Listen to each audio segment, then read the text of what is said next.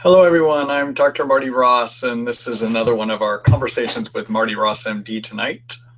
It's good to be back here. I had to take a week off last week as I went down to Oregon to testify in the House of Representatives down there on the Lyme bill. So I apologize for the last minute cancellation for those of you that signed up, but I had last minute notice that they needed my testimony down there to help get a Lyme bill so doctors can start treating Lyme disease in Oregon and not lose their licenses. So anyhow, I'm back and I look forward to helping you today. For those of you that are new to our webinars, I take one question from a person. I try not to take more than two, but sometimes I will. So please try to limit your questions to one. You can write them in the text box to chat box at the bottom of your screen on the right-hand side. And then I will post them. And there's a new function now on this webinar where I can actually post them on the video screen where you actually see me. So I don't have to do a cut and paste anymore in an awkward way that I used to try to show those questions to you. We are doing a recording of the webinar tonight. And tomorrow, I will provide a link to you that you can use to see that recording. For those of you that did not sign up for our email to get those messages, it will show up on our treatlyme.net site on the webinars page. There's a link to look at our recordings, okay? So I look forward to helping you tonight. During the visit too, I will do a screen share from time to time to show you resources that we have available at our treatlyme.net site, specifically resources within the Treat Lyme book. That actually is a very comprehensive guide. When you're not able to ask me questions here, take a look at the Treat Lyme book. We probably have answered most of the questions in some form that you might try to ask me tonight. So feel free to subscribe to that. In fact, I encourage you to subscribe to the Treat Lyme book. You will find treatment ideas and do-it-yourself plans for any type of medical condition that you might have in Lyme disease, or for most of them, where you continue to add to it and to update it too. So with no further ado, let's go ahead and get started with our first question here tonight. Let's see here. So this is a question from Sean. And Sean says, actually, hold on here a minute. So Sean says, hi, Dr. Marty. What are your experiences and suggestions in treating Mycoplasma pneumonia? What symptoms do you normally see, particularly breathing-related symptoms? I've read it can be quite difficult to treat. Thanks again, much appreciated. So Mycoplasma pneumonia is a bacteria that is a respiratory bacteria.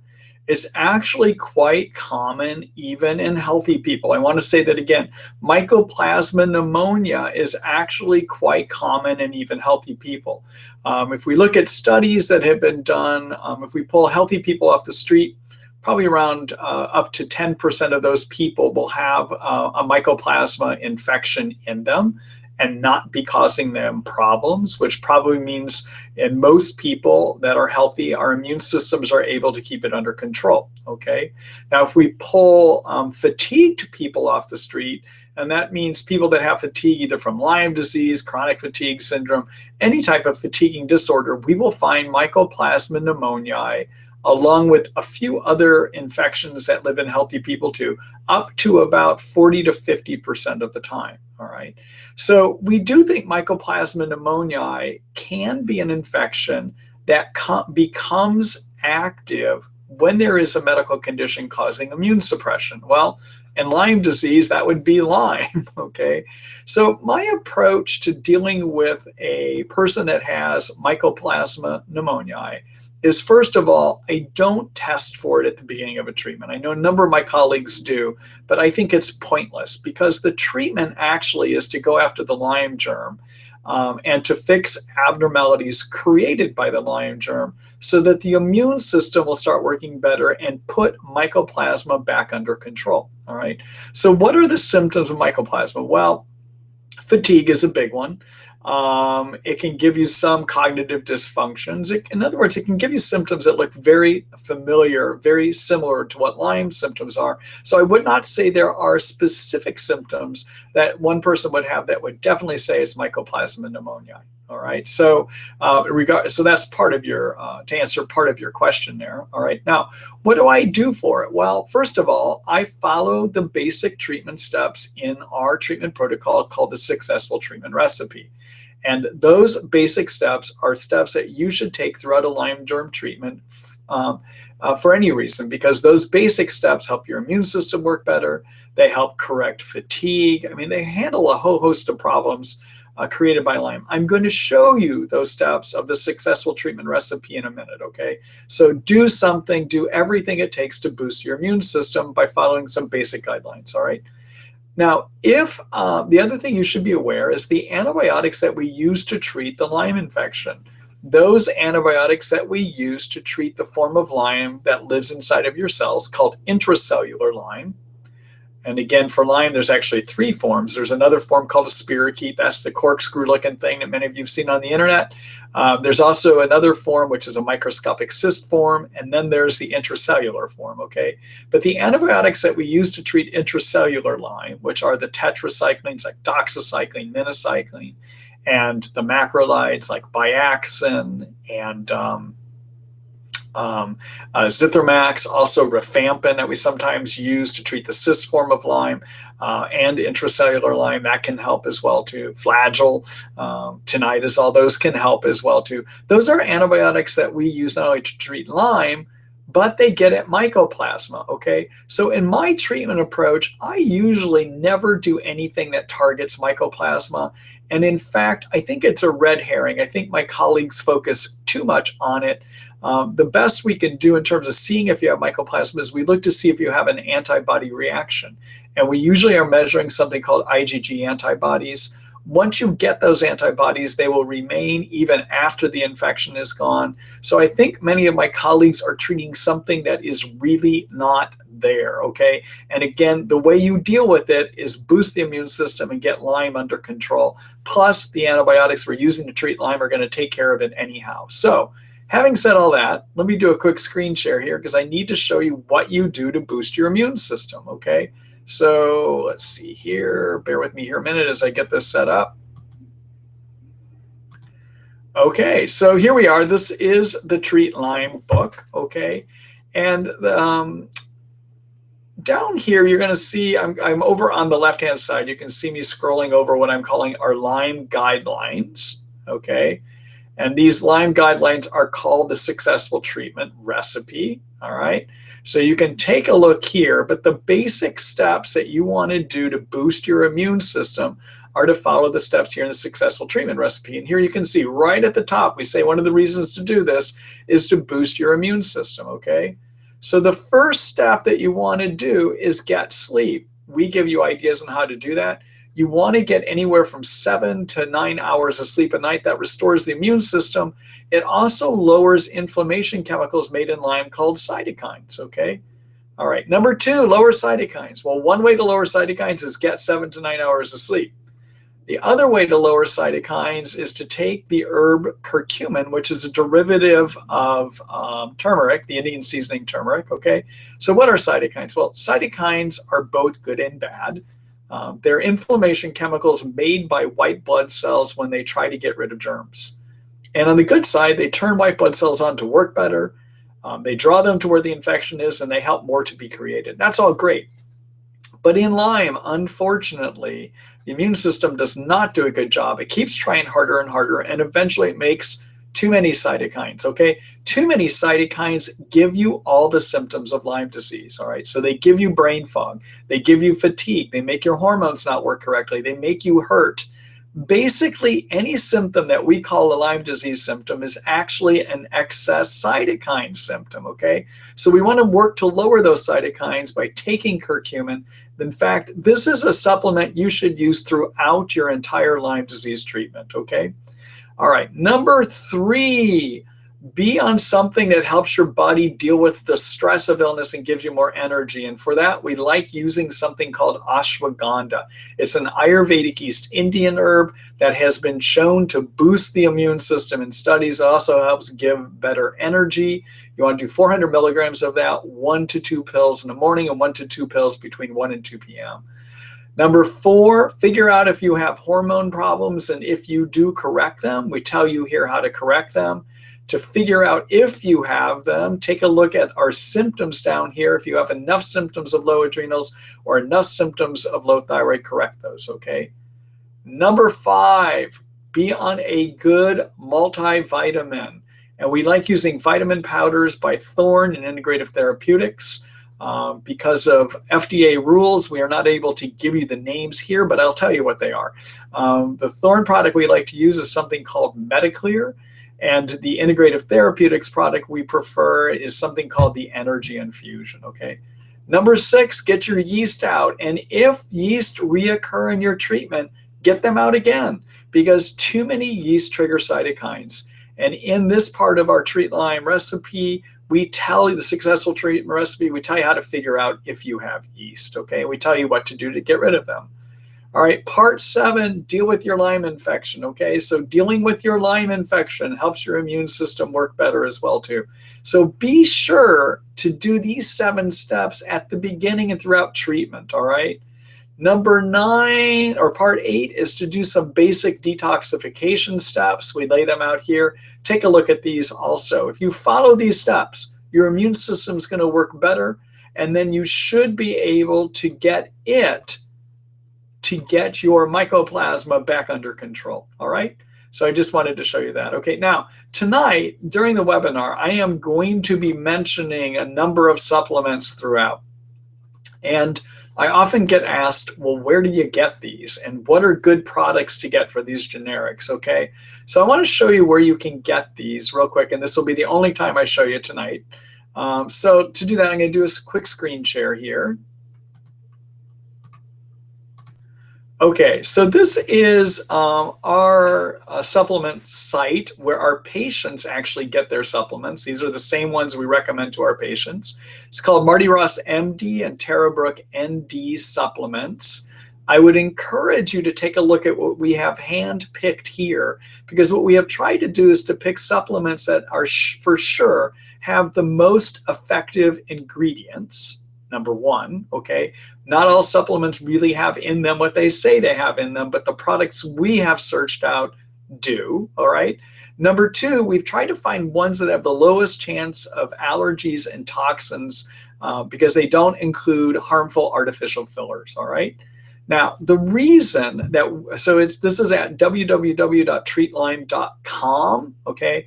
Our Lyme disease book is at www.treatlyme.net. So the store is at .com. All right.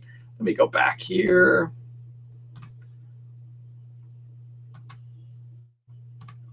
Okay, so just one more question. Why in our Treat Lyme book and in our guidelines we don't put product names anymore is the Food and Drug Administration has rules that now prohibit us from doing that unless we have a lot of human studies that show they work. And the problem with supplements is, although there is research that shows that the ones that we recommend do work, it's not extensive research and it doesn't meet their requirements. So I know I get written to often about which ones should we use, which products work. Well, why don't you include it in your Treat Lyme book? Well, we can't anymore.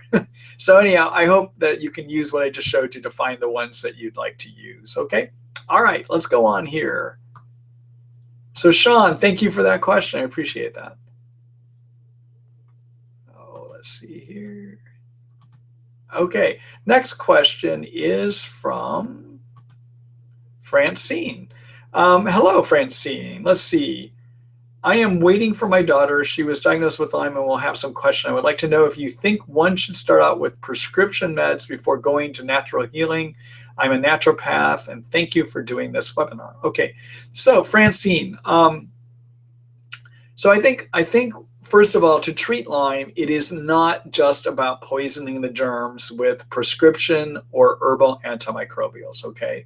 And as I just showed you, what Dr. Tara Brooke and I, who's also a naturopath, by the way, she's my wife and she's my practice partner and co-author of the Treat Lyme book, what she and I both do is we work with both herbs and prescriptions. And as you can see, we tell everyone to follow those steps in the basic and our successful treatment recipe. And as you can see, most of those recommendations have herbal options. So yes, we strongly believe in the power of nature and the need for it to address many of the problems that people find in Lyme, and to use them in supportive ways that help the immune system and also the body function better too, okay?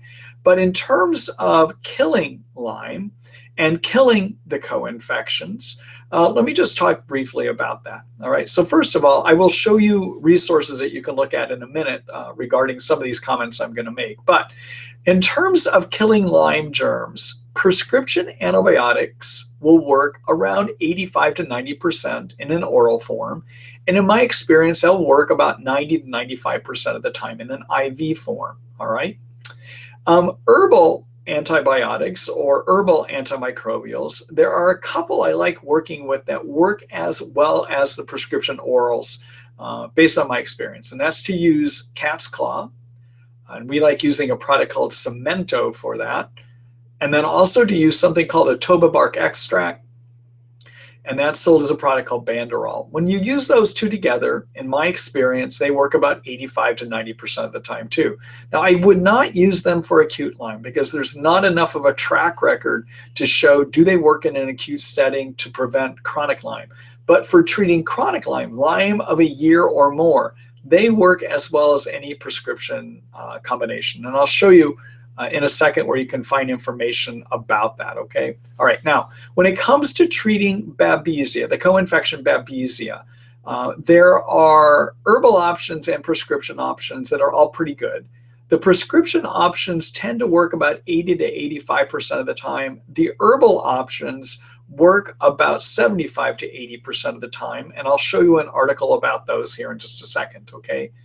When it comes to Bartonella, though, however, the co-infection Bartonella, I really don't care for the herbal options. There are some, but the herbal options seem to work only about 50% of the time based on my experience. And for Bartonella, it's one of those situations where I really do think it is best to go with the prescription antibiotics, all right? And then the other co-infections, Ehrlichia and Anaplasma, everyone, co-infections or other infections that get transmitted by a tick bite. The co-infections of Anaplasma and Ehrlichia are best treated with doxycycline about 2 weeks to a month, and you're done treating those, okay? So that is one that those are ones I definitely say to use prescriptions, all right? So let me do a screen share here so that, Francine, you can look with greater detail here later about options for your daughter, okay? So here, this is a screen share I'm gonna do. Bear with me here a minute. Okay, so for this, I'm going to go into our Treat Lyme book, all right? Oh, everyone else, before I go into Treat Lyme book, I just want to show you down at the bottom of the screen, so I know that you can see the Lyme Guidelines tab there. There's also this other screen where if you're interested in having my help, but can't get out here to see me, there's something I do called an online consult. Click on that tab, you'll see it later, okay? Webinars, many of you know about that because that's what we're doing right now, okay? So take a look at those. There's some extra resource links for you, okay? But I want to go up here to the Treat Lyme book. And the way I like to navigate around it is to use our table of contents. This is the table of contents, okay? And I'm going to go into the chapter called Infection Treatment Plans.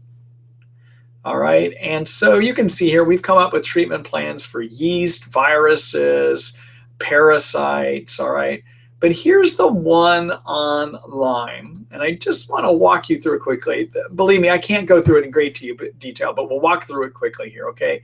So first of all, this article talks about how do you treat Lyme with both prescriptions and herbs, all right? The one thing I want to let you know, we described that there are 3 forms. You can read about it here, and you need to choose antimicrobials to treat all 3 forms, all right? I don't like usually working with more than 3 antibiotics at a time, But I also want to let you know, getting better from Lyme, we say it right here, requires more than antibiotics. You've got to follow the steps of the successful treatment recipe, okay? All right, so the antibiotics we use, I kind of lay them out here. We tell you which ones treat intracellular, which ones treat spirochete, which ones treat cyst, okay? And in here, you're going to see combination herbs. That's a category we actually have. Let's see, where is that? Right up here, okay? And the two herbs we like are the toba bark extract and cat's claw tinctures. Here's a whole article about them. Take a look at this later. We tell you why we love them so much and how to dose them, okay? All right, so that's on those two herbs. I just told you about those, all right? Let me go back. I'm gonna go back to the chapter again. All right, so here's the article on kills Bartonella, all right? Take a look here. I'm not gonna go through the whole thing. We talk about the different antibiotic treatments, but again, I create three tiers. Tier 3 are the ones that only work about 50% of the time, and the herbs Houtunia, and Sida acuta, and something called Byron White Abart, which is an herb formula, really don't work that well. So I put them in a tier 3, okay? All right, and then finally, we actually have a whole article in the Treat Lyme book called Kills Babesia, a brief guide. And again, I break the treatments down here into 3 different tiers. Tier 1 are ones that rely on a chemical called atovaquone, commonly called Mepron, or also found in something called Malarone. All right, and then in tier 2 is where you're going to find 2 herbs. These work about 75 to 80% of the time. One of those is artemisinin, which is Chinese wormwood. The other one is an herb that comes to us out of Ghana called Cryptolepis, okay? Now, many of my colleagues are starting to write about that artemisinin may not work so well. And one of those is Buhner, as in Buhner herbs. And then there's a physician named Horowitz out on the East Coast that writes now that he doesn't think artemisinin works that well for Babesia too. That's not been my experience. I think here on the West Coast and probably in the middle of the country, artemisinin still works quite well, okay? All right, let me go back here. All right, Francine, thank you. I hope that answers your question. All right, let's go on here.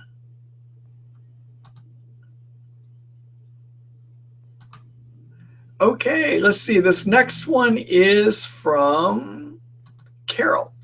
Hello, Carol. Let's see. I'm a dental hygienist using a phase contrast microscope in clinical practice.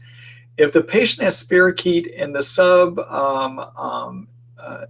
gingival plaque, it is very easy to see with the microscope. My question, there are many different types of spirochetes in the oral cavity.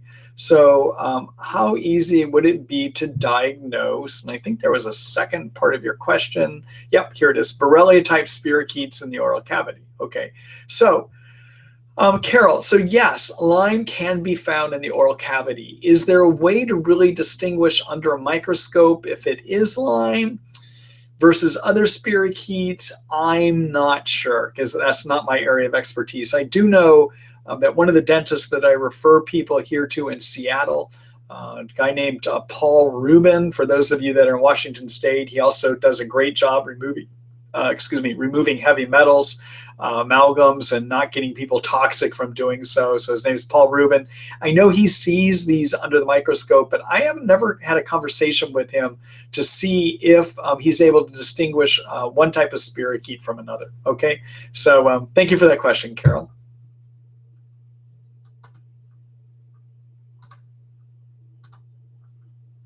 All right, next question is from Sally Sutton. Hello, Sally. Let's see. You are welcome. Let's see. Have you ever seen any personality changes in Lyme patients after long-term treatment? Well, that's a good question. So in terms of personality changes, and I'll kind of put that in the realm of mental health and psych, okay? Because I think that's what it relates to closest. So one of the things we know is that Lyme and the co-infection Bartonella can affect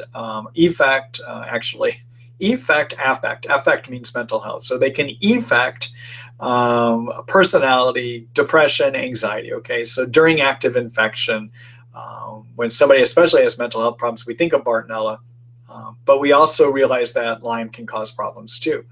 Now, at the end of treatment, can somebody develop personality changes as a result of going through treatment? Well, it's possible that the Lyme and Bartonella create some permanent injury in I guess, the mental health centers of our brains. Possible.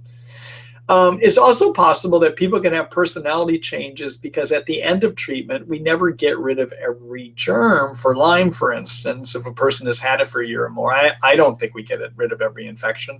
I think what we're doing with Lyme in a treatment is the best we're doing is getting it under control. Okay. Bartonella, I think 95% of the time we are able to wipe it out and people don't get recurrences of that. Okay. But as you know, and many of you here know, treating Lyme is difficult. And it creates many difficulties in our social life and for us personally, okay?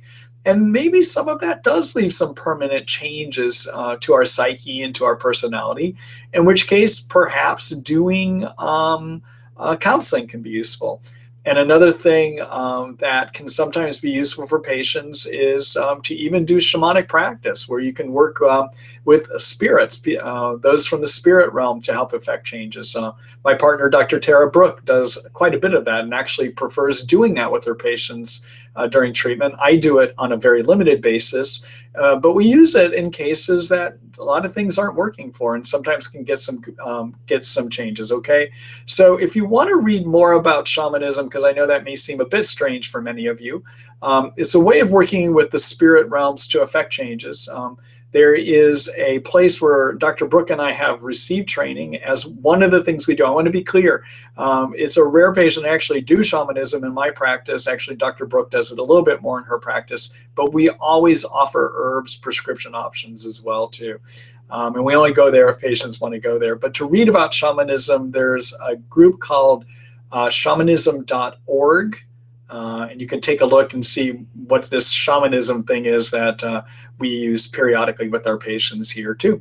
All right. But if you are interested in getting that here at this practice, I'd suggest you set up an appointment with Dr. Brooke, who does this, who very much enjoys doing this as part of her practice and is very skilled at doing it as well too. All right. Good luck to you, Sally. And thank you for that question.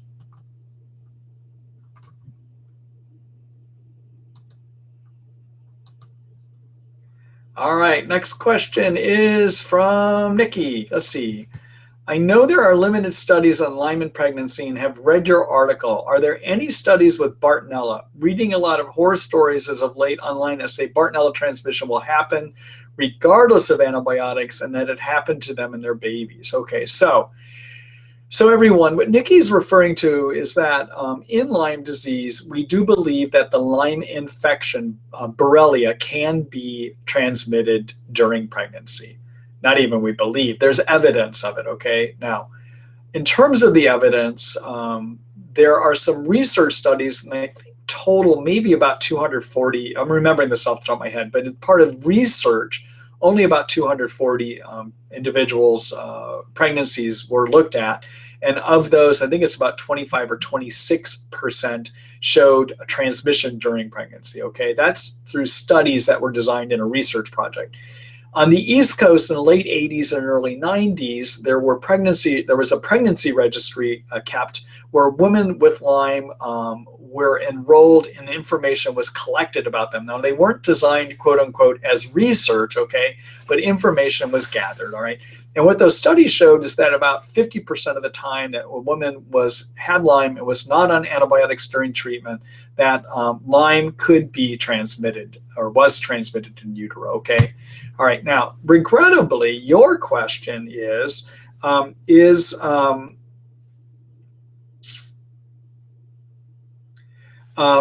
question is Bartonella spread, okay?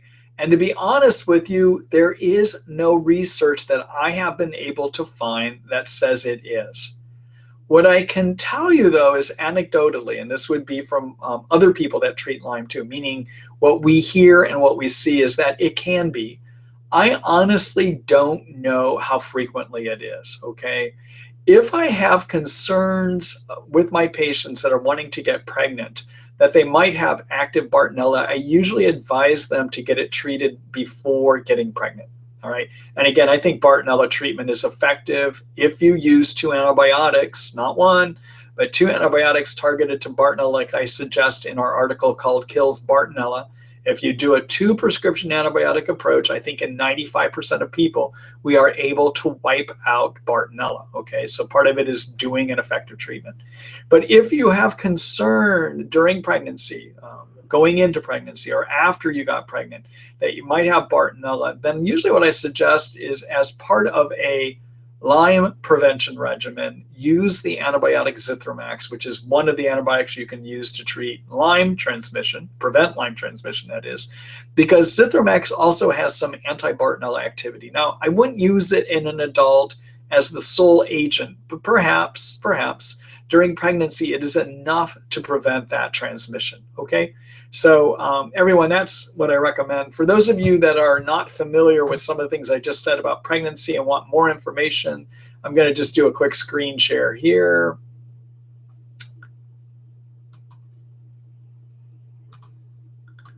All right, so I'm back in the Treat Lyme book, and we're in our article section here. Let's see, I'm going to pull up, we have a chapter in the table of contents on pregnancy. Where are you here? There it is. Okay, so this is our pregnancy chapter. Okay, one of those is, can Lyme be sexually transmitted? The answer is yes, but we're nearly not clear what percentage of the time. Take a look at this article to read more about that, okay?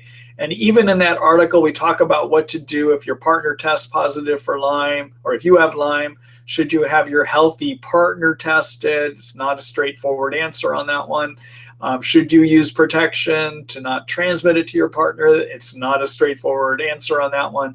Take a look at that article for more information, okay? And then here's our article, Lyme in Pregnancy, Will My Baby Get It? What About My Health? Where we talk about many of the issues about what to do if it is transmitted. We look at what happens to a mother during pregnancy.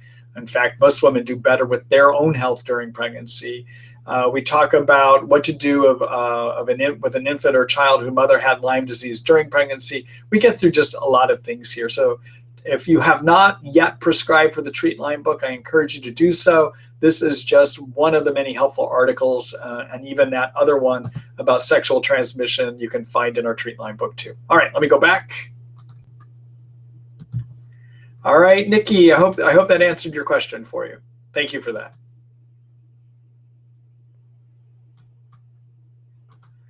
All right, let's see. I'm rolling through these questions. Next one up is from Isabella. Oops, let me see here. There we go. Hi, Isabella. Let's see. Thank you for taking my question. You're welcome. Are coffee enemas helpful for detoxing for patients with Lyme? Are they safe? Are there any safety concerns? Do they cause dependence? That's a great question. So I want to actually, before I answer that, what I want to do, I want to show you an article we have about the basic things you should do for detox. And then I'm going to come back and look at coffee enemas, because I think there's other things you should do first before considering coffee enemas. Okay, so let's go. I'm going to do a screen share here.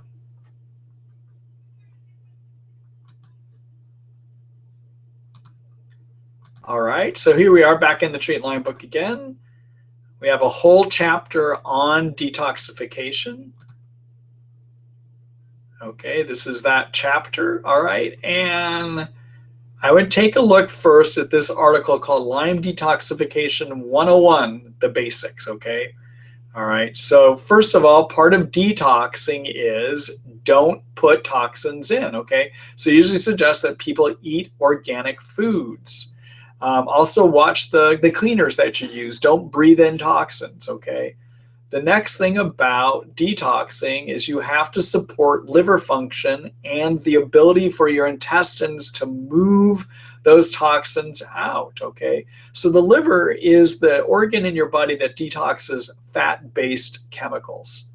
The kidneys, on the other hand, remove water-based chemicals. The liver has to take fat-based toxins and turn them into water-based toxins where they get moved out into your intestines. And once they're in the intestines, if you have regular bowel movements, they will not get reabsorbed. You'll poop them out, okay? So first of all, part of detoxing is supporting your liver detox. Number two is making sure you're drinking enough water to support your kidneys pulling stuff out. And number three, making sure you're doing things to have regular bowel movements so you can poop those toxins out so they don't get reabsorbed, okay? All right, so take a look. I've recorded a whole video about this, okay? Later on, you can take a look at this, okay? So what do we recommend to keep keep your bowels moving and to flush the kidneys? Well, number one, make sure you're drinking lots of water, okay? So before you even think about doing those coffee enemas, make sure that you're drinking lots of water.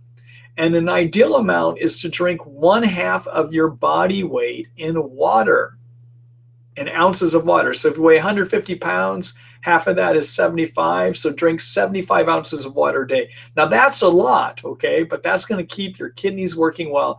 And it's going to put enough water into your intestines so your stools are not hard. So you poop them out. You have regular bowel movements, okay? Number two, in your diet, make sure you're having foods rich in fiber. And we tell you what they are here. Fiber binds up toxins so that the bacteria don't break off chemicals that the liver adds to make them water soluble. If you don't move your stools quickly enough, bacteria will break off chemicals added by the liver, making those toxins fat-based again so they can get reabsorbed, okay? Next thing you need to do is support your liver's ability to move those toxins, to get them into a water-based form. And the one thing we like to do that is glutathione, okay?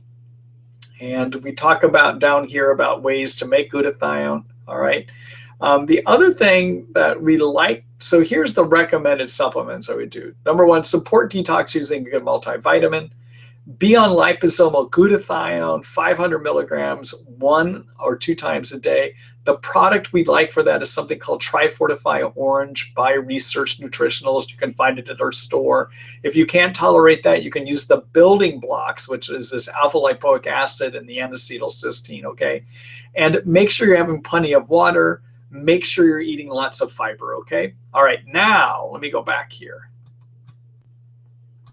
Okay, now, if you've done all those things and you still think you have toxins issues, then, and if you can't have regular bowel movements, which would be 1 or 2 a day, if you're having a hard time having bowel movements, then I think coffee enemas are okay. Coffee enemas work in 2 ways, okay? Number one, the tannins, the chemicals that are found in coffee, irritate the lining of the intestines, causing the muscles to contract in the muscle wall, in the intestinal walls. So those muscles contract, which squeezes your poop through, okay? So that's what it does. It causes bowel movements because it irritates the lining and causes the muscles to squeeze things through in the intestine lining, okay? The second thing that coffee enemas do is there's chemicals in coffee that cause the liver to excrete a little bit more toxins, all right? But to be honest with you, I think if you're working with your glutathione, you're already supporting liver excretion of toxins. So I really only recommend coffee enemas in somebody that just cannot have regular bowel movements by adding fiber or water, all right? If you do them, I probably would not do them more than 3 times a week and even maybe less than that because the tannins, the tannins that give coffee the color and that irritate the lining of the intestines so you squeeze down, can cause coloration changes in your skin. So you got to watch out for that. Also, your intestines may come to rely on them, and then you won't be able to poop on your own eventually, okay? So I wouldn't do it more than 3 times a week, and I would do it more as a last resort. Make sure you do all those other steps that we have in our Detoxification 101, the basic steps, okay? All right. So take a look at that article, and thank you, Isabella, for that question.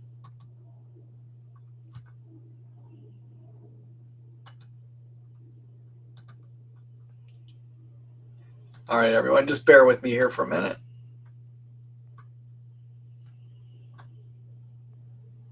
All right, so some people wrote their questions twice. I'm getting rid of those. And then hold on a minute, I gotta look at one more thing here. Okay.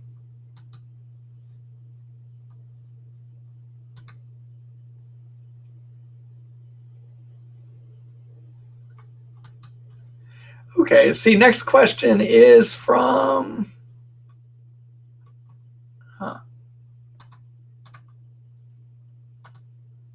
Well, I don't understand what happened here with this one. Bear with me here. I've got a question that it's not allowing me to repost it, so I need to go to another screen that I have here. Let's see if I can post it from there. Yep, I can. All right, so let me try to do it from there. All right, there we go. Okay, so Cindy's got a question here. Hello, Dr. Ross. With these IGeneX initial Lyme test results below, combination with my symptoms to back this up, would Dr. Ross recommend you do a Lyme protocol? Okay, so first of all, everyone, there's 4 things you need to consider when making a Lyme disease diagnosis, okay? And the testing is one of those, all right? But here are the words I'm going to use regarding testing in a minute, okay? So first of all, to make a Lyme disease diagnosis, you got to consider the chances of getting it, okay? The highest risk chance of getting it is a known tick bite in New Jersey. Why in New Jersey? Well, New Jersey ticks, according to some studies, about 95 to 100% of them carry Lyme. So if you get bit by a tick in New Jersey, you have high probability, all right? But 50% of the time, people that get Lyme do not remember a tick bite. So we also look at other reasons that you could have been exposed to ticks. So that could be doing outdoor activities. It could be being a deer hunter, things that would put you running through brush, for instance, okay? But the other puzzling part here is I think, and many of us think, that the CDC and the infectious disease doctors only have half the story right. I think that it's not only ticks that transmit this thing, okay? Because 50% of the time that people have Lyme, they don't remember tick bite. There's good European studies that show mites, flies, mosquitoes, and fleas can carry Lyme. Now, that doesn't prove that they transmit it, but boy, you got to wonder, okay? So, but we still consider, did you get a tick bite, or do you have risk of getting tick bites? And did you get your tick bite in New Jersey, where almost 100% of ticks carry Lyme? Okay, I just throw that out, okay? But consider the risk of getting it. Number 2, do you have enough symptoms that look like Lyme? And have you ruled out, have you made sure there isn't anything else that would explain that? Okay, a doctor can help you with that. Number 3, do you have any physical exam findings? Well, most people with Lyme don't have many physical exam findings, all right? And number 4, do you have supportive testing, okay? So Cindy, I don't know, I can't ask you about your risk here, obviously, so I can't comment on that. I can't ask you about your question, your symptoms, because of this format. But in terms of looking at your test, the IgM Western blot result that you have is positive at band 41 and 58. And I can't tell, okay, so your 39 is indeterminate, and I think you may mean that your 83-93 is indeterminate too. Okay, so on a Western blot, let me see, how can I do this? Unfortunately, I don't have a diagram of a Western blot with me right now. All right, so a Western blot, everyone, is a test that we use to see if your immune system has made antibodies against the Lyme germ, all right? And we're looking to see if it's made antibodies against certain proteins. We identify those proteins by what they weigh. And one of those proteins, for instance, weighs 39 kilodaltons, which is that 39 indeterminate Cindy was talking about. Now, of those proteins, there are 6 that we really like to focus on. And that is the one that weighs 23 to 25 kilodaltons, 31 kilodaltons, 34 kilodaltons, 39 kilodaltons, 41 kilodaltons, and 83 to 93 kilodaltons. And if you have antibodies against at least 2 of those 6, that's a positive test, okay? So on your IgM, you're positive at 41, and that 39 and 83 indeterminate, what indeterminate means is that they're seeing something on the test strip, but it's not intense enough to truly say that antibodies are stuck on that protein. It could be that there was dirt, for instance, that showed up on the test strip, okay?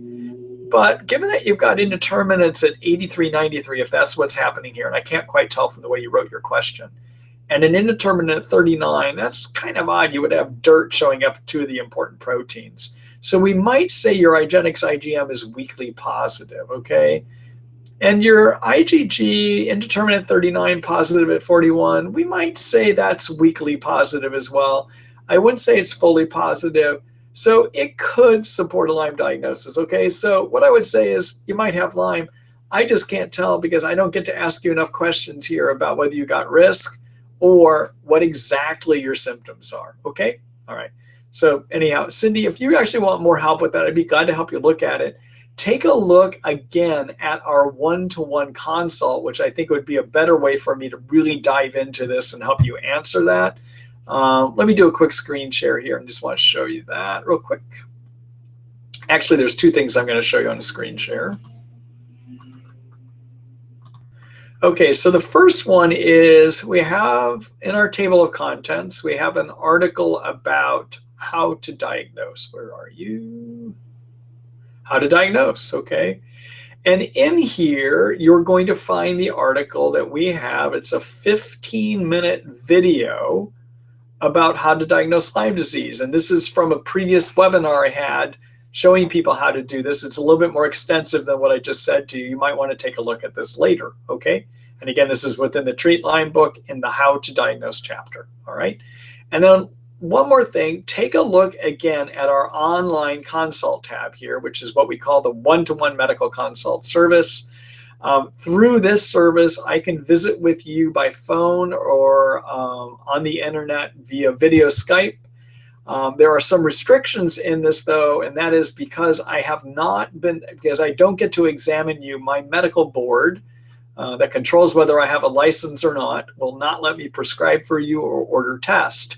But I can help you figure things out. And with the visit note that I write, you can communicate with your doctor and perhaps they'll be able to prescribe if you need to prescribe. I can recommend supplement options, often which are enough. So anyhow, take a look at this, decide if this might be right for you. And it may be one way that I can help answer your question with more detail about whether you have Lyme or not. Okay? All right. So let's keep moving on here. Cindy, thank you for that question.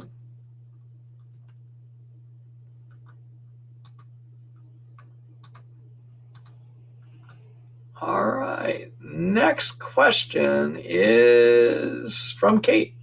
Let's see. Hi, Kate. I'm nearing the end of my antibiotic treatments. If things continue to improve, my doctor planned to go off antibiotics, and then my doctor was planning to switch to essential oil treatment. What are your thoughts on using essential oils for the tail end of Lyme treatment? You know, I've got mixed feelings about the essential oils. I've got a number of my patients, or a lot of my patients, that have tried it, and they're getting mixed results. And it's not the treatment I recommend. It's what they've done on their own, okay? So oils, essential oils like oregano, thyme, clove oil, these are all volatile oils, and volatile oils are known to kill germs, okay? So we can use them, for instance, to kill yeast. And yeah, they might be able to kill Lyme. The issue is we don't have any long-term studies or long-term use to know among Lyme doctors whether these things provide ongoing benefit, okay, or have the ability to knock the germ more into remission.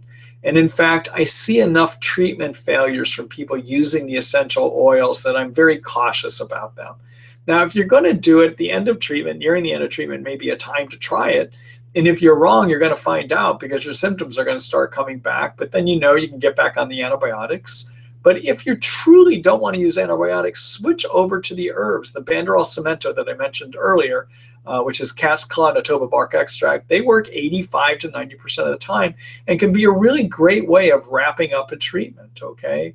One other thing about the essential oils, the reason they're getting a lot of buzz these days, and I've been treating Lyme for over 10 years now.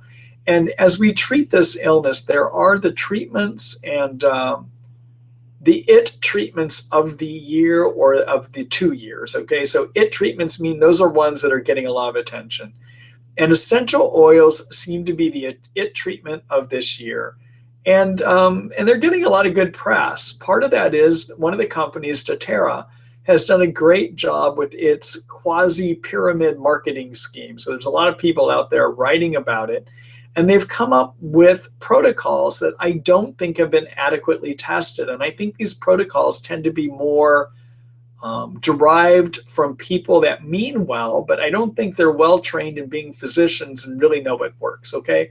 So that's why I think that what I see are mixed results. I don't think these have been well studied enough to know if they really do work.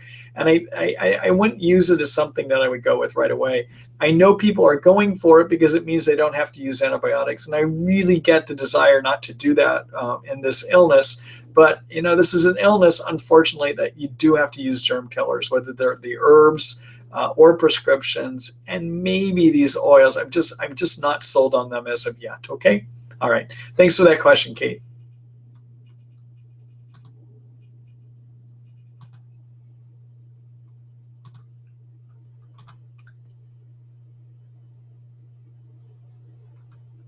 All right. Let me just clear some of these out. Some people have asked their questions twice.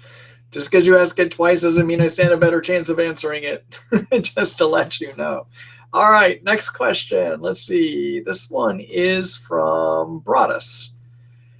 Let's see. Good evening. I have visual symptoms that drive me crazy, from shimmering static to heat wave vision after images. I even see some green color vision when I wake up, then it goes back to normal.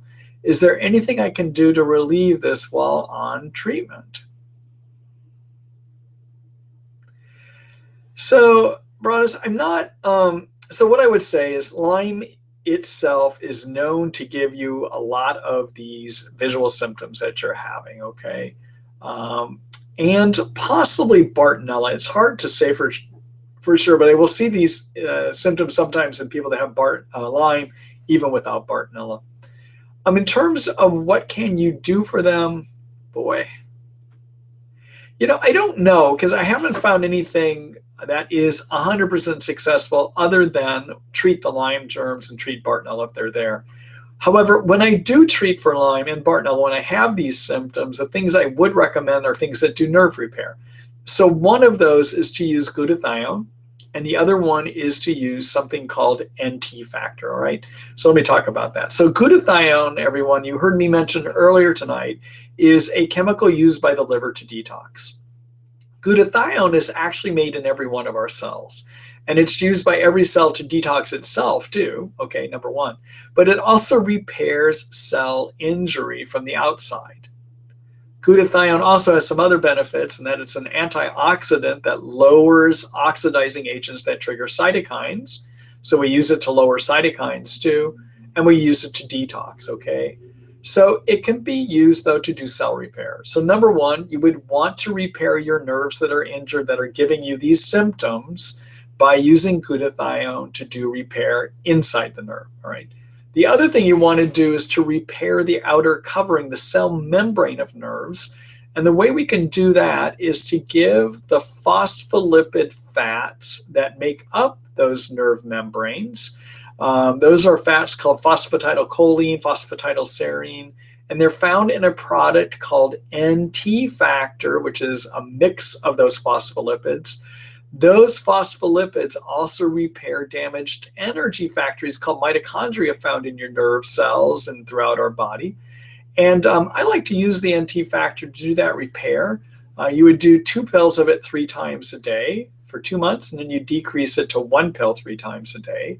The glutathione, I like using a variety that can be well absorbed orally, and that's something called Tri-Fortify Orange by a company called Research Nutritionals. You would do 500 milligrams, which is 5 milliliters 1 time a day. And that's my nerve repair regimen for people that have agitated nerves. The other thing you can do that helps just decrease that agitation is to add in some lithium orotate. Lithium is an essential mineral that is found in our nerves that can help calm an agitated nervous system. And you would do it as a 5 milligram pill, lithium orotate, 5 milligrams 3 times a day. Okay. Let me show you some articles where you can read more about nerve repair here. And to do that, I'm going to do a quick screen share.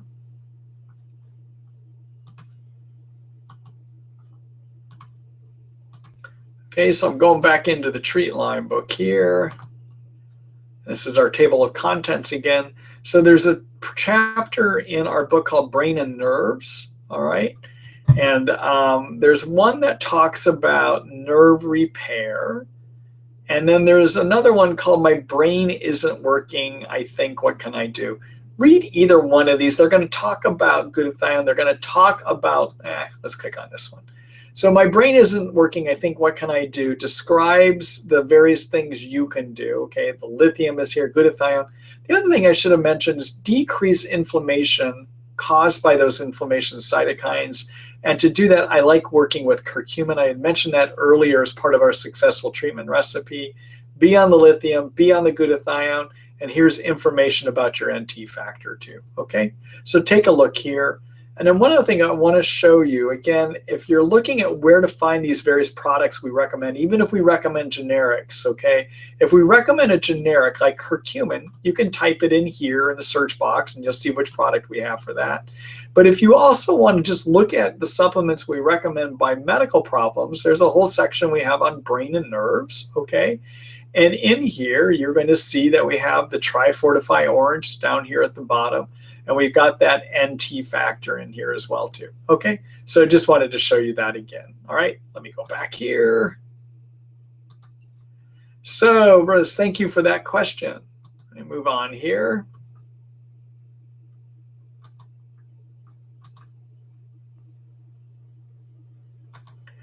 All right, hello Sarah. Let's see, we know that Lyme can be transmitted sexually. Is this only during active infection?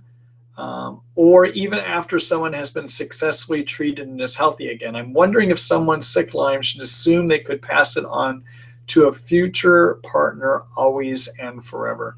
So Sarah, this is a really complicated question, okay? And I'm just gonna, there's an article that I showed you earlier that you can take a look that gives you a little bit more detail. But what the answer is, I don't know whether somebody should use protection or not. And this is what we do know. So there are studies that show that in somebody that has Lyme, that the Lyme germ can be found in the male ejaculate 100% of the time in one study, and in that same study it was found in the vaginal fluid 50% of the time.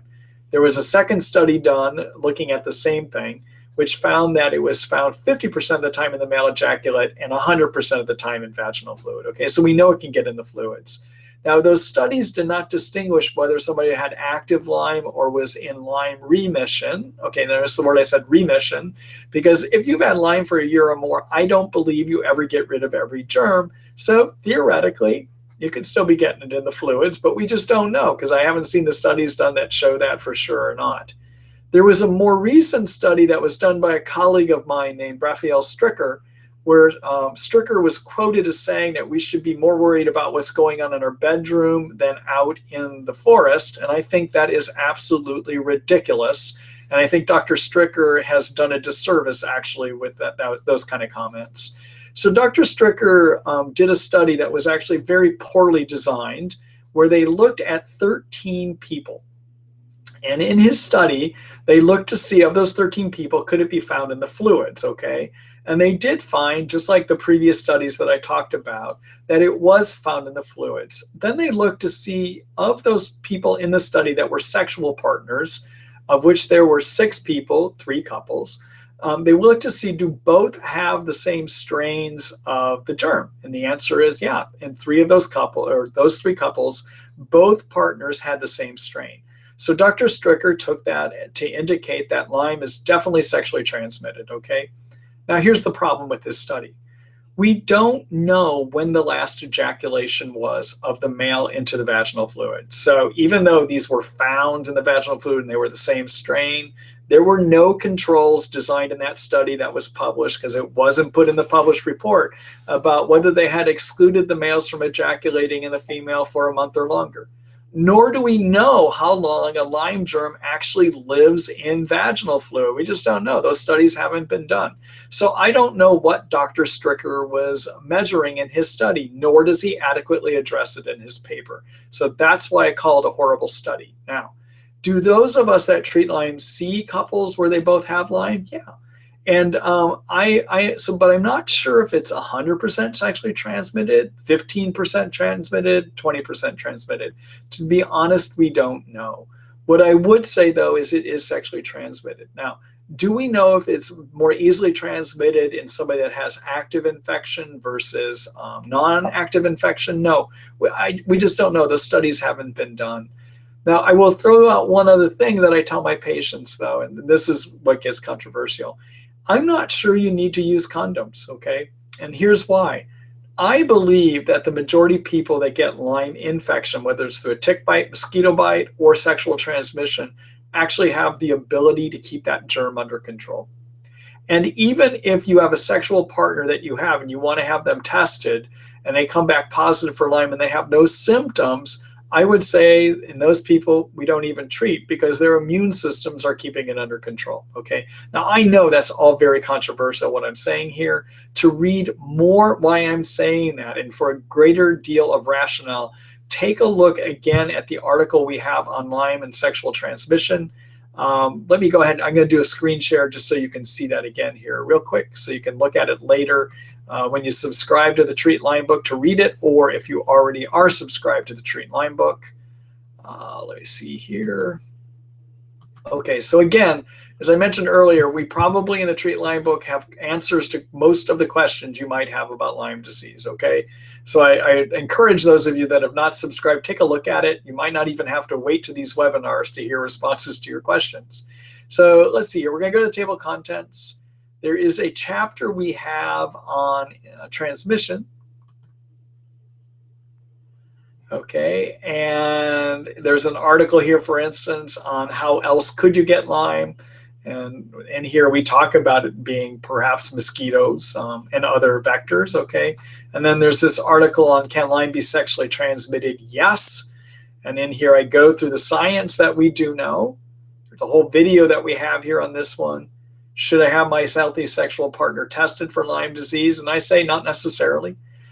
Shouldn't I have my sexual partner, but shouldn't I have my sexual partner tested to prevent her from transmitting the germ back to me? And the answer is not necessarily, but you need to read why I've said that here, okay? And should I tell my sexual partner that I have Lyme? Should we use condoms? And as I just said, not necessarily, but take a look here, okay? And that's my opinion. Others may have a different opinion on that. All right. So let me go back here. Okay, Sarah, thank you for that question. You guys have good questions tonight. I'm enjoying this. I actually missed not being here or being unable to be here last week when I was testifying down in Oregon for the Lyme bill that they had down there. I'm glad that I was able to go down in Oregon and help because they need to get some Lyme MDs down there. Unfortunately, in Oregon, the medical doctors lose their licenses when they treat. Let's see here. Let me get rid of that.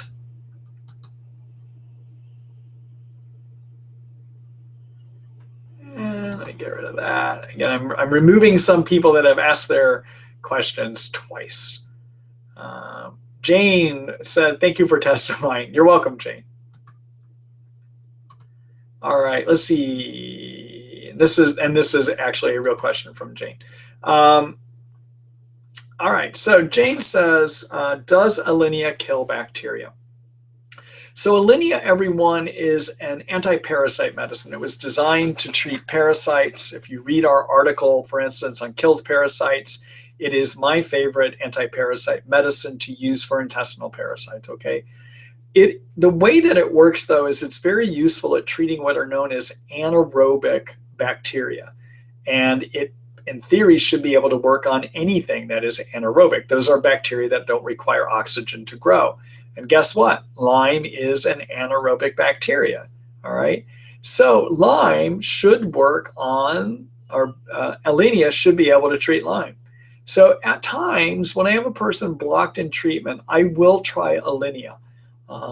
We have no science to say whether it does work, but in theory, it should be able to get at the spirochete. I believe it also should be able to get at the cyst Lyme, but I am not clear about intracellular Lyme, knowing of the mechanism by which it works, okay? But we have no studies saying for sure. What I do see, though, is people get some pretty horrendous Herxheimer reactions, which is a suggestion, not proof that it's working, okay? I will also let you know, though, if somebody has parasites in their intestines, that can give a big Herx when you're on Alinia too, okay? So a Herx does not prove an infection, all right, with Lyme, nor does it prove Alinia works, okay? Now, here's the problem with Alinia, though. It's expensive, and it's unlikely that your insurance company will pay for prolonged use of using it. So for instance, when I'm treating intestinal parasites with Alinia, what I have found out for patients when their insurance rejects paying for it, that Alinia actually costs about $1,200 to $1,300 for a 3-week treatment. That's expensive, and for that reason, insurance likes to deny covering it. Okay? All right. Thank you for that question, Jane.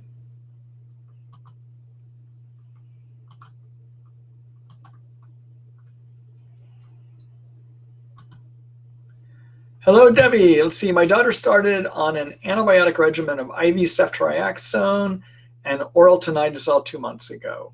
She did not tolerate oral doxycycline or minocycline. Her yeast score is 161. She is on the research nutritional probiotic. Should we try the 30-day nystatin fluconazole regimen you suggest? Okay. So everyone, what Debbie's talking about is what to do with intestinal yeast. And should it be treated, and how do you figure out if you have it? Okay, so let me talk quickly about yeast, and then I'm going to refer you to some resources after I speak here so you can look at this with greater detail, because yes, we have resources on this in the Treat Lyme book. Okay, so when you have Lyme in you, it is possible due to immune suppression caused by Lyme that yeast that live in your intestines can grow too much. Now, your intestines are full of yeast, some good fungi, for instance, some good parasites, actually, and good bacteria. When you're on antibiotics, the good bacteria get knocked down, which also can make it too easy for yeast to grow. Okay, so if you've been treated for Lyme before, or you've had prolonged antibiotics for your acne as a kid, or you had repeated ear infections, or you've had repeat bladder infections, you are a good setup for having too many yeast in your intestines, and also from having Lyme in you, suppressing your immune system, you're also a good setup for having too many yeast, okay? So why is that an issue? Well, the problem with too many yeast is that it may decrease absorption of medication, number one. It can lead to something called leaky gut syndrome, where the cells that line the intestines get inflamed. They plump up and pull apart, leaving gaps where toxins can leak into your bloodstream, and things that we might get allergic to can leak into your bloodstream, and you can just be a lot sicker for it. But the other thing that yeast do is when the immune system sees yeast, it triggers the immune system to make too many cytokines. Okay, now many of you know, if you joined the webinar earlier tonight at the beginning, that what I already told you is that the immune system makes too many cytokines. And really, when we say somebody has Lyme symptoms, what they really have are excess cytokine symptoms, okay? And most importantly, too many cytokines suppress the immune system, which is going to make it very hard to get over Lyme, all right? So why do I focus on yeast? Well, the main reason I focus on trying to figure out if somebody has yeast is if they do, it's going to cause too many cytokines. That's going to suppress the immune system. But also, they're going to make you feel horrible, okay? Remember, Lyme symptoms are excess cytokine symptoms. So if you have too many yeast, you got too many cytokines, you're going to feel worse, all right? So at the beginning of treatment, what I like to do is to have people fill out a questionnaire. So does Dr. Brooke. This is what we do as part of the procedure in our practice. We like to have people fill out a questionnaire to figure out if they have too many yeast, okay? So where you can find this questionnaire, there's a couple places. You can find it in our Lyme guidelines, or if you have a subscription to the Lyme book, the Treat Lyme book, you can look in our yeast chapter here, and you can look and see there's an article we have on, is it yeast a silent problem? Okay, and because many times people don't know if they have yeast, okay? And again, here there's a video article, but look here, and you're going to see that the big problem is it causes too many cytokines. So at the beginning of treatment, do our yeast screening questionnaire. And if you've never been treated for yeast before, start by doing the yeast screening questionnaire. And if you score over 140, there's a high probability of yeast going on. In that case, you should be treated. In the middle of treatment, this screening questionnaire is not so reliable.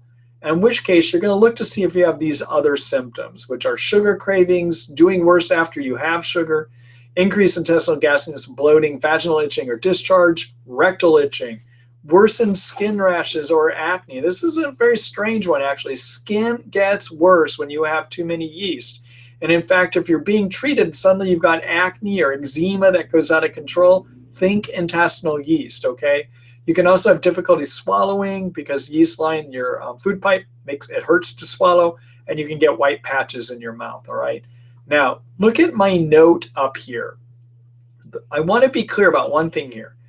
Always think that you have too many yeast in your intestines if you get worse after you've been doing better. Let's say you've been sitting with your energy at 7 out of 10, your brain's working well, and then suddenly you have a decline. The number one reason that can happen, and in my experience, 90% of the time, is it's because of too many yeast, okay? All right, so if you have too many yeast, then what are you going to do about it? Well, you want to do things to treat it. One of those is being on a good probiotic, and the one we like these days the best is this earth-based, soil-based probiotic called Prescriptus Pro. Take a look here. You'll understand why we think this is the best one to use, okay? Because you got to put good bacteria back in the intestines to take over the territory from the yeast, okay? And then the other thing you want to do is kill them, all right? So we have a whole article here on how to kill them. It's called Kills Yeast, a Brief Guide. Take a look at this article and we tell you the things that we recommend to do that, all right? So that's how you deal with yeast, everyone. Again, we have a whole chapter on that. All right, so let me go back to your question here, Debbie. So yeah, I think with that score of 161, there's a good chance that she has too many yeast, and to lower cytokines, I would take care of that. I would look at doing the nystatin.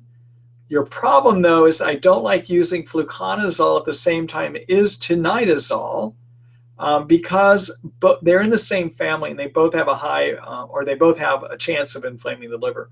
What I would do is while you're on the fluconazole, I would come off of the tinidazole.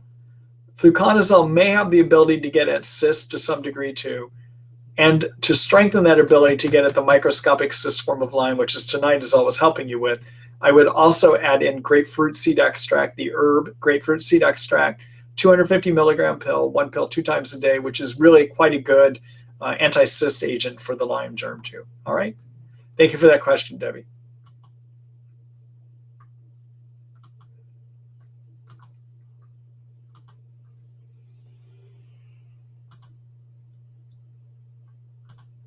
All right, this is from Jennifer. Do you see resistance to meprom when treating Babesia? How often do patients relapse after treatment? Okay, so about Babesia, yeah, I see that there can be resistance. Again, I showed you an article earlier about what I call tier 1 treatments, tier 2 treatments, and tier 3 treatments for Babesia. If you missed that, take a look at the Treat Lyme book. We do have a in our chapter on infection treatment plans. You'll find an article that I've written about Babesia treatment.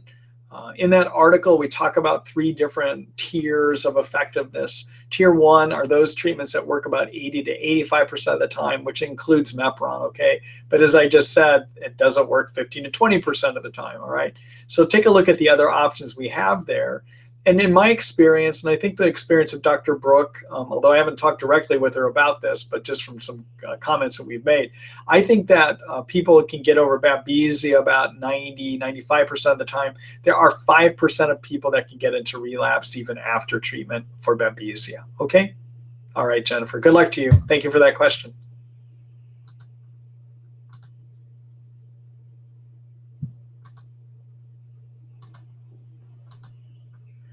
All right, let's see here. Hello, Shantian. I'm not quite sure how to say your name. I hope I got that right, and I apologize if I didn't. Let's see here. Hi, Dr. Ross. I have been told I have stage 3 neuro-Lyme, and no one knows what to do for it. I have memory loss, serious head fog, horrible neural pain in legs and back from nerve damage. Any idea since funds are low to none?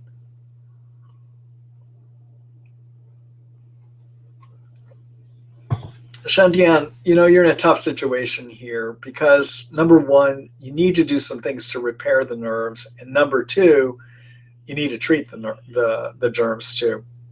Now, if you were on the East Coast docs all say with this kind of a picture that you would have to go on IV antibiotics right away, but they tend to go to IV antibiotics really quick because they think they work best. Out here on the West Coast of the United States where I live, We tend to go more with oral antibiotics at first and reserve the IV antibiotics when somebody is just not improving well enough, okay? Or for people that have Parkinson's Lyme or Lou Gehrig's disease, ALS Lyme, or people that have multiple sclerosis Lyme. I love it when I talk about the brain and I forget what I'm talking about. That's not a good sign. But anyhow, so in those situations, I think those last situations, I said, yeah, IV antibiotics. But that's not what you're describing here. So the next best thing you could do, if you're not having any resources that you could go see a Lyme doctor and get them to prescribe antibiotics, you might take a look at the treatment recommendations we have for using the herbs Banderol Cemento. You can find those in the Kills Lyme Germ, a brief antibiotic guide article in our Treat Lyme book.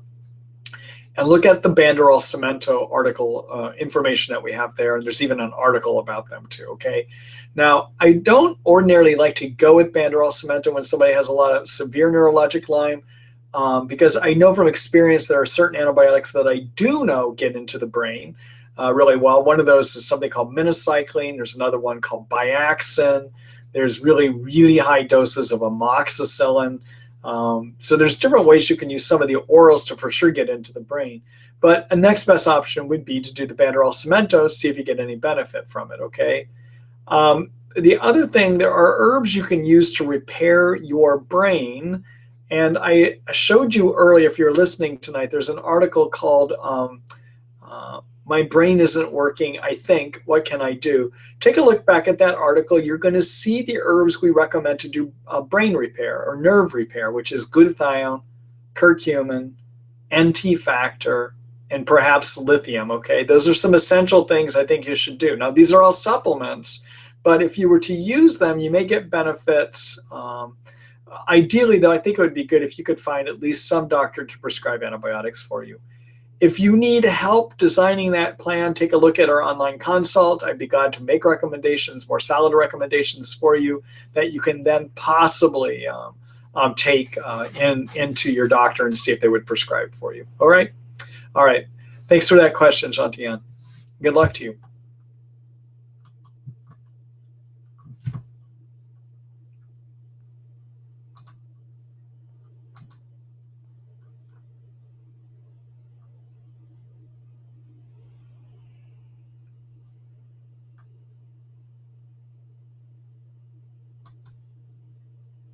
All right. Hello, Linda. Let's see here. Got about another 11 minutes. We're actually getting through a lot of questions here tonight. I don't think I'm going to be able to get through everyone's, but we're getting through a majority of them here, actually. So thank you, everyone, for your questions here. These have been interesting for me to answer, and I'm actually enjoying being back here again. It's been a couple of weeks since I was here with you. And as many of you can tell, I finally have figured out this new webinar tool. I think this is going a little bit smoother here tonight. Okay, so my daughter is being treated for Bartonella by a doctor who feels that hyperbaric oxygen will help her severe brain inflammation. Do you recommend hyperbaric oxygen for your patients? So I do recommend hyperbaric oxygen, but not that often, okay? So what hyperbaric oxygen is it's going into a hard shell dive tank that goes down to 2.4 atmospheres of pressure, all right?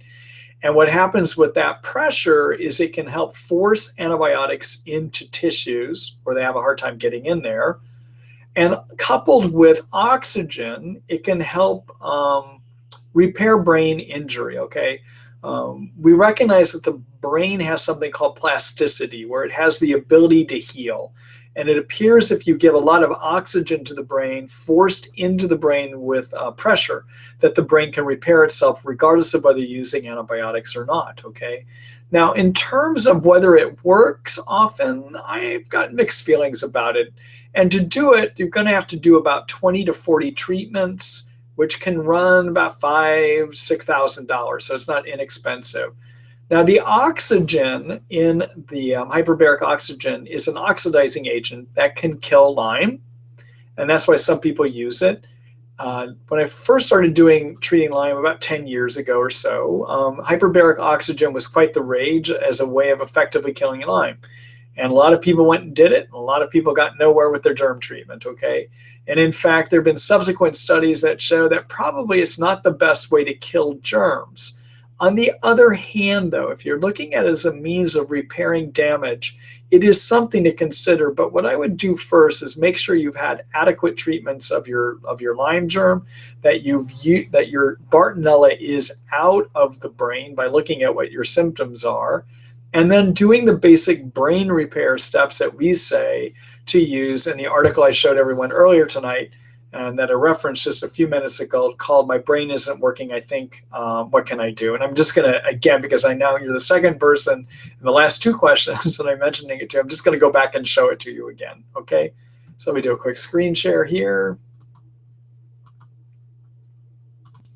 Okay, so again, this is from the Treat Lyme book.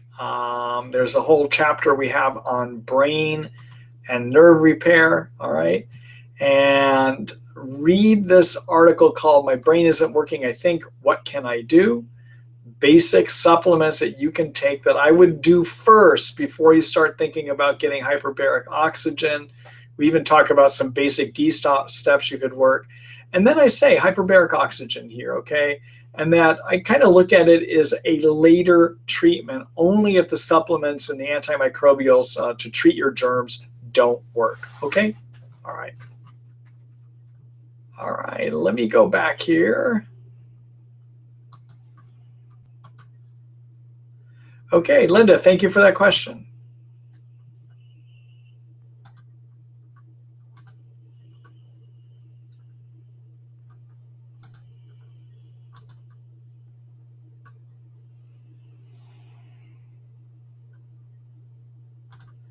Bear with me, everyone. I'm cleaning up some questions, again, that were asked twice here.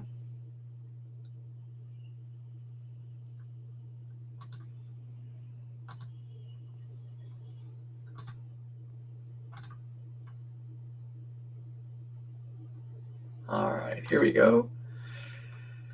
All right, so this is a question from Dawn. Hello, Dawn. What are your recommendations to someone with bullseye rash, IGeneX positive Lyme test, Babesia borderline positive, but also diagnosed with Parkinson's? There's the question. I mentioned this just a little bit ago. Okay, so if you have a known tick bite with a bullseye rash, that is diagnostic for Lyme, and you don't need any testing done, okay? And that's just by the Centers for Disease Control guidelines. But you also have an IGeneX positive Lyme test, which also gives you further assurance that you've had the immune reaction against the germ, which is an even stronger evidence that Lyme is there. All right, and then finally, with Parkinson's definitely is a condition that Lyme can cause. So you've got symptoms that are suggestive of Lyme as well too. So what would I do? Well, I would start a person with Parkinson's at first. I would do a couple things. Number one, I would get on a supplement called coenzyme Q10. Comes as a 100 milligram pill. There's research that shows if you take 1,200 milligrams a day, that it can help with Parkinson's, okay? And that would, the way I would take it is I would do 4 pills 3 times a day. So that's called CoQ10 or coenzyme Q10. The other thing that can be quite helpful when you have Parkinson's is to be on good antioxidants, okay? And one of those is vitamin C, and I'd probably be taking about 3,000 milligrams a day on that. I also would make sure that there is adequate vitamin D by doing blood testing. And if you want to keep your vitamin D levels between about 40 to 70. And if you need to, I'd supplement 5,000 international units a day of vitamin D, okay? So these things that I just talked about, doing coenzyme Q10, vitamin D, and vitamin C are steps that have been shown through science to help improve Parkinson's disease and the function of people that have Parkinson's. Does nothing about getting rid of the underlying problem, but it also helps people do better, okay? The other thing I would do is read all of those steps that I've now mentioned 3 times in a row. Take a look at that article on My Brain Isn't Working, I Think, okay? And follow the steps about using curcumin to decrease inflammation in the brain, about using glutathione to do repair, and also about using NT factor. I definitely would do those steps, all right? Okay, then I would start for the Lyme germ on an oral antibiotic first and see how how this person does. All right. The one thing we have to worry about when you have bad neuro-Lyme is that if we start out with IV antibiotics and we get a severe Herx reaction, it can really be quite detrimental, harmful to a person with bad neuro-Lyme, and it may take a long time to climb back out of that. So I always start in these situations with oral antibiotics first. In this kind of a situation, I might do minocycline 100 milligrams, one pill 2 times a day, which treats spirochete Lyme and intracellular Lyme. Do that for about a week. If a person doesn't Herx badly, then I might add tinidazole, which is a great anti-cyst agent. Take a look at our article called Kills Lyme Germs, a Brief Antibiotic Guide for information about how you dose that tinidazole. Okay, I'd start there for about a month or two. If they do well, they're tolerating it, or not getting any improvement, then I would consider doing IV antibiotics for that situation. Regarding a borderline Babesia, I'm not sure if I would treat for that. I need to know more about your symptoms and what that person's symptoms are specifically. And I would want to know, do they have enough symptoms that suggest active Babesia? If you're wondering what those are, there's an article that we have on that. It's called How to Diagnose Babesia. It doesn't necessarily require testing to diagnose it. And because we're running low on time here, I'm not going to show you that article, but subscribe to the Treat Lyme book and read the article called Kills Babesia, a Brief Guide. Read the article on how to diagnose Babesia. Okay, you'll find it in the diagnosis chapter. All right, thank you for that question. And good luck to the someone that you know.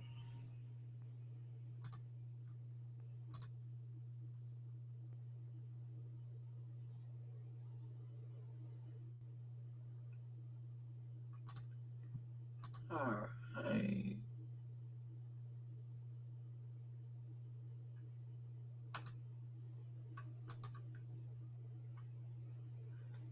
All right.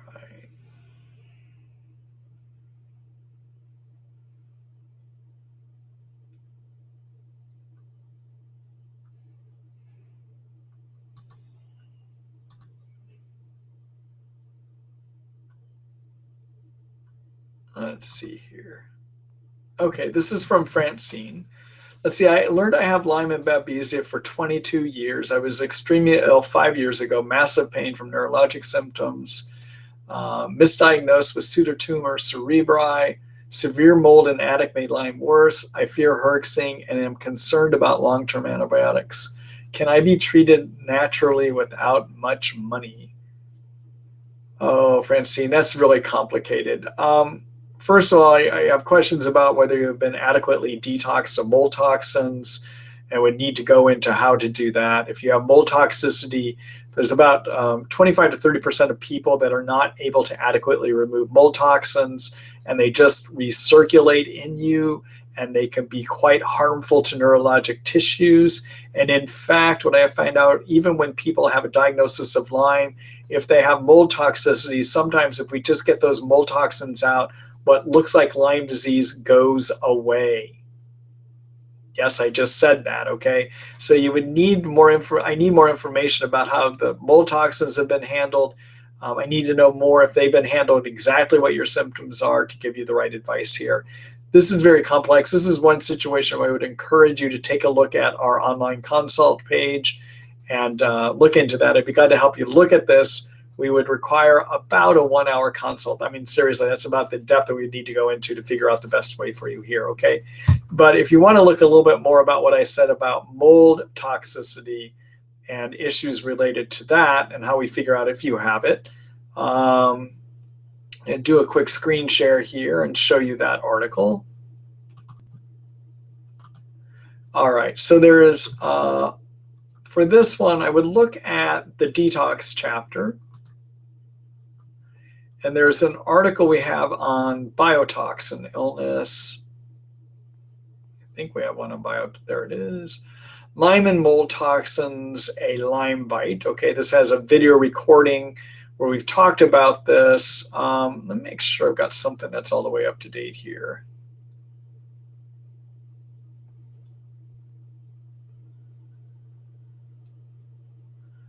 You know, I need to do an update on this one.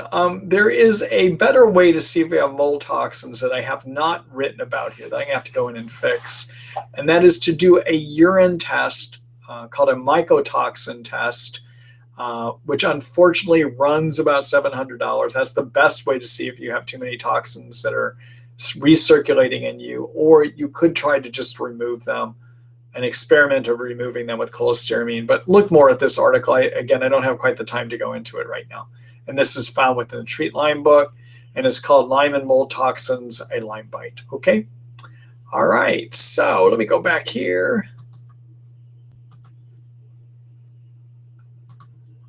All right.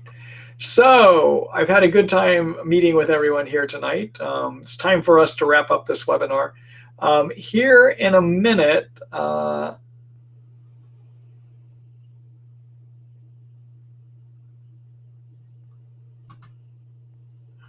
okay, so here, so what I'm going to do tomorrow morning, you'll get an email from me saying that the recording of the webinar is available, okay? Also in that, I'm going to include information about how to sign up for the next two webinars, as I will be doing one next Wednesday and the Wednesday after that. Okay, so we're going to do two more in a row here. I got to catch up with you all. Here in a second, if you have not taken the chance yet to subscribe to the Treat Lyme book, please do so. You'll find again that it has information about how you can address most problems in Lyme disease.